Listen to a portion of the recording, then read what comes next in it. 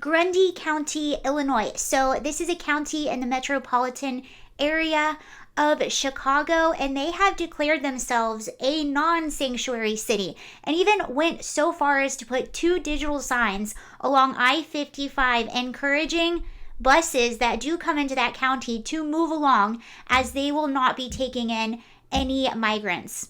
About a week or two ago, Mayor Brandon Johnson of Chicago decided a tactic to attempt to curb all of the buses that were coming into Chicago and dropping off migrants. And his attempt to curb this was to tell buses that they would be impounded and there would be punitive measures taken if they are caught dropping off migrants, illegal immigrants, people that have broken into our country without notice, essentially. And shocker, that backfired. So the buses started dropping off migrants in neighboring suburban areas and telling them that they were in Chicago. So they actually eventually would make it to Chicago, but had to do a little pit stop first to avoid any impounding that could possibly happen.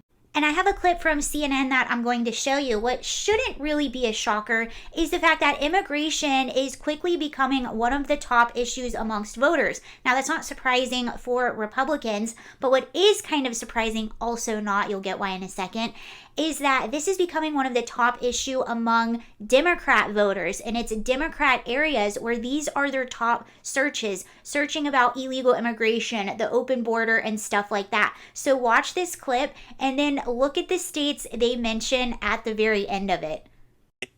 What do voters think about immigration right now? Yeah, it's becoming a real top issue here. So the top issue facing the nation. Look, the economy is still number one. It was number one in August. It's number one now. But take a look at the immigration/border security. It was just at 11% in August. Look where it's hopped to now, 19%. So it's closing in on the economy. In a number of different polls I've looked at, immigration and border security is running a closer second place to the economy as we head into 2024. And you might be thinking, Phil, okay, this is just Republican voters who are feeling this way. But I want you to take a look here because I think this is rather interesting. The most Google searches for migrants by state. Look at all these states, Phil. They're all blue states. Illinois is 1. New York is 2. Massachusetts is 3.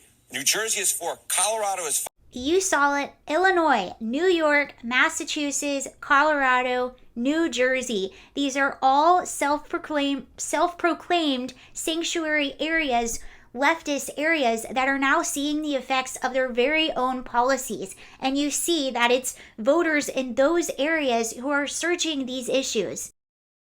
And now there's from 3 of the sanctuary cities in these states, Denver, Chicago, New York City, getting together and trying to put pressure on the Biden administration for resources in order to help the migrants. All of their resources are being sucked dry. They're having to cut budgets on critical services all throughout their cities. But here's the thing that I do not agree with. Chicago will not unname itself a sanctuary city. They actually just recently voted. Voters wanted to put it on the ballot on the next local election, and they wanted to vote whether or not they wanted to remain a sanctuary city. It was the city council that voted not to allow them to even have that vote. What's also frustrating about these mayors is their idea of federal help is just asking for more money. It's asking for expedited work authorization and paths to citizenship. And what is that going to do? Is that going to stop anyone from coming over the border? Is it going to stop the 8,000 person caravan that is headed for the United States right now? No. What that is going to signal to even more people is that you come to the United States, you break in, we'll let you go to whatever city you want to go to, and we will expedite your path to citizenship. That also doesn't fix the fact that we are a welfare state. Thomas Sowell, I say it all the time, said you cannot have open borders and being a welfare state. And the reality is a lot of these sanctuary cities are also some of our most expensive cities to live in that regular Americans with jobs are being priced out of. Even if you get expedited work permit, even if you get expedited path to citizenship or whatever it is that they are asking, you still have low-skilled workers that are moving to some of the most expensive real estate. They're going to need assistance with healthcare. They're going to need assistance with childcare. I just read a story recently about a woman who recently came to New York City and is shocked by the childcare prices, which that's a whole thing in and of itself because pretty sure they get childcare for free, but just saying, you know what I mean. It was reported by Fox News that since October 1st, we've had almost 1 million people, over 700,000 people cross our border. What's going to happen when we have another 700,000 and another 700,000 and another 700,000? Because as much as we open things up and allow people in and expedite things for them, the more that other people around the world are going to get the message to come. And that's exactly what is happening. That's why the past few months we've seen every month a new record break.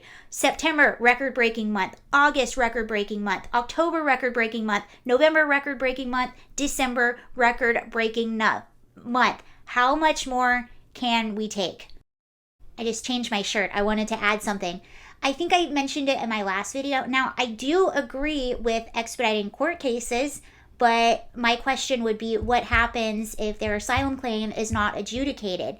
Then what? I think we need a plan there. So I would agree with expediting those court cases, because we have some people coming through that are reporting that their court for adjudication isn't until 2030. I almost said 3031. 2031.